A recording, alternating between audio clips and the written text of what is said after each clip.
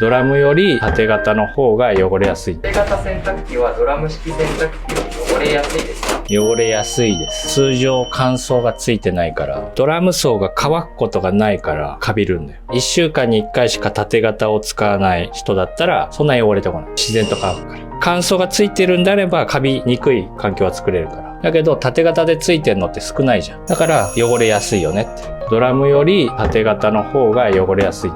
分解洗浄のご依頼は、プロフィールのリンクから。